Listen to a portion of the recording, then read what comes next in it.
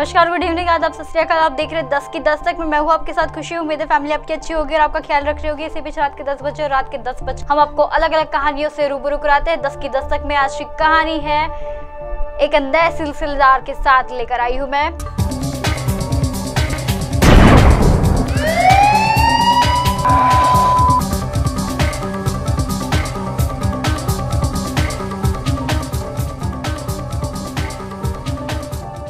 आज मैं एक भयानक हत्याकांड का वर्णन करने जा रही हूँ जो कि भारत के दक्षिण भाग यानी केरल से संबंधित है और इस मामले का सबसे काला हिस्सा है जब तक कि मौत का शिकार इस बात का अनजान नहीं था कि उसके साथ क्या हुआ और किसने उसके खिलाफ यह सजा साजिश रची। 17 अक्टूबर 2022 को शेरोन रास का नाम एक व्यक्ति 23 साल का सरकारी मेडिकल अस्पताल केरल लाया गया था जो कि सिर्फ MBA कर रहा था।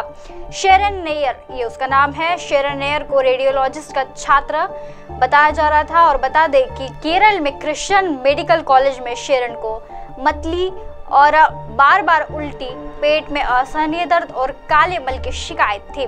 जब डॉक्टर ने उससे मेडिकल हिस्ट्री के बारे में पूछा तब परिवार ने बताया कि शेरन स्वस्थ ही लड़का था, लेकिन अब उसे 3 दिन में कुछ अचानक से ये गंभीर लक्षण आ रहे हैं। जांच और लैब की जांच के बाद डॉक्टर इस नतीजे पे पहुंची कि उन्हें शक है कि शेरन ने कोई तेजाब पी लिया है, यानी एसिड पी लिया है, कोई एसिडिक ड्रिंक कर लिया है। और उन्होंने इसके बारे में पूछताछ की। जब भी ऐसे मामले डॉक्टर के पास आते हैं, रसायन या फिर किसी जहरीले पदार्थ को मारने के लिए डॉक्टर की जरूरत होती है।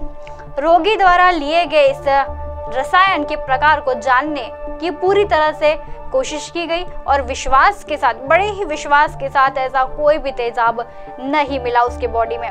उसकी सारी रिपोर्ट को पढ़ने के बाद डॉक्टर ने शेरन के परिवार को बताया कि उसके महत्वपूर्ण अंग विफल हो गए, जैसे कि किडनी, और उसकी जान को खतरा है। डॉक्टर ने शेरन से डायलिसिस शुरू कर दिया क्योंकि उसकी किडनी खून से फिल्टर नहीं कर रही थी। डायलिसिस एक चिकित्सक प्रक्रिया है, बता दूं, कि जिसमें रक्त को शरीर के बाहर ही शुद्ध किया जाता है मशीन की मदद, और यह तब किया जाता है जब दोनों गुर्दों रक्त से विषाक्त पदार्थों को फिल्टर करने में विफल हो जाते हैं।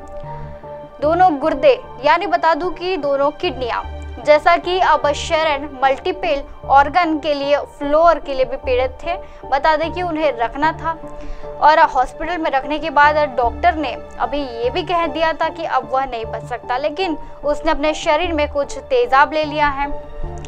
ये बात पर डॉक्टर अड़े रहे, आखिर तक के अड़े रहे। अब ऐसा मामला जब डॉक्टरों के करते हुए ही बनता है कि ऐसे संदिग्ध के बारे में पुलिस को सूचित करें, लेकिन उसके बाद जब पुलिस आती है तब तफ्तीश देती है, तब डॉक्टर अपने बातों पे अड़े ही रहते हैं कि उसने कुछ तेजाब ही पी लिया है, कुछ तेजाब ड्रिंक कर लिया। लेकिन कैसे माने उसके परिवार वाले, डॉक्टर्स कह सकते हैं या फिर उसके पुलिस, लेकिन ये कैसे मान ले कि उस लड़के ने, जो कि आज से कुछ दिनों पहले ही, कुछ 2 से 3 दिन तक के बिल्कुल ठीक ठाक था, और 2 से 3 दिन बाद ये लक्षण उसके शरीर में, उसके अंगों में ये सारे सामने आने लगे हैं।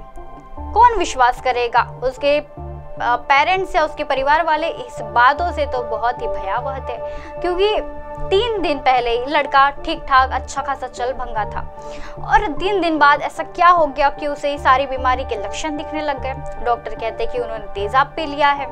ये अगर कोई लड़का ठीक ठाक है, उसके घर पर ठीक है, माइंड सेट ठीक है, सब कुछ ठीक चल रहा है, अचानक कोई 3 दिन बाद लड़के की तबीयत बिगड़ती है और उसे अस्पताल पहुंचा जाता है। अस्पताल में पता चलता है डायग्नोसिस कराया जाए, और डायग्नोसिस में पता चलता है कि उसके रक्त संबंधी उसे बहुत से विचार है और इसे लेकर उसे बचाया नहीं जा सकता।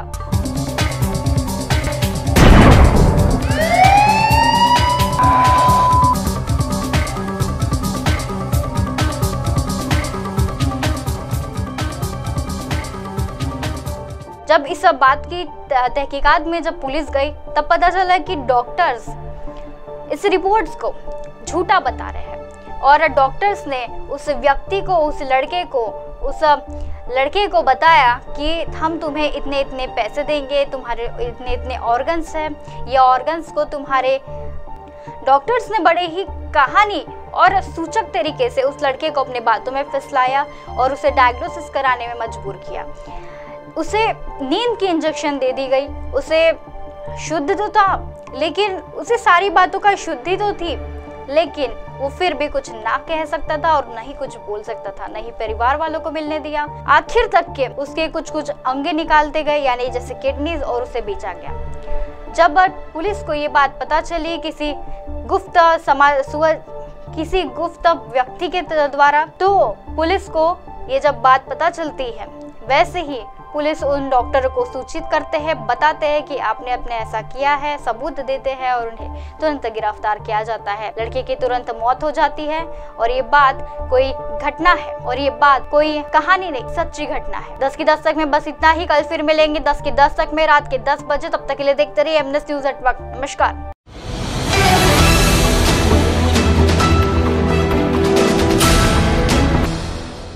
ये है एमएनएस न्यूज नेटवर्क और आप देख रहे हैं एमएनएस न्यूज।